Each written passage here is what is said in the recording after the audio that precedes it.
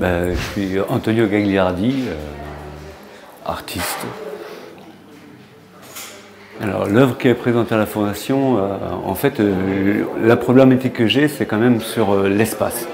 Donc j'ai travaillé pas mal sur les espaces verts, sur les espaces, l'espace nécessaire pour vivre correctement. Donc que ce soit l'espace intérieur d'un logement ou l'espace vert dont on a besoin pour aller prendre l'air. Et donc voilà, petit à petit, c'est arrivé sur les maisons des oiseaux, une espèce de village communautaire pour les oiseaux. Les animaux prennent souvent la place des humains dans les œuvres que je fais.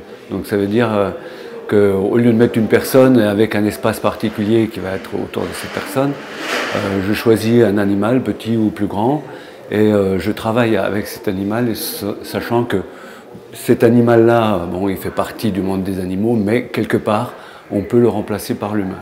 Donc ce sera les mêmes problématiques qui vont s'appliquer à l'être humain. En fait, il y a une idée qui est, au départ, il faut créer un village. Donc il y avait l'idée de communauté d'oiseaux.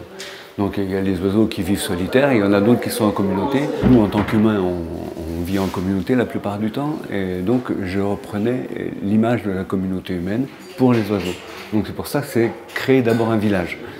Ce village-là, après, il est utilisé comme on veut, mais c'est vrai que chez les oiseaux, si on va chercher, il y a plein de catégories d'oiseaux qui vivent aussi en communauté, qui fabriquent ou des trous dans la terre, ou des petits nids tissés comme les tisserands, etc.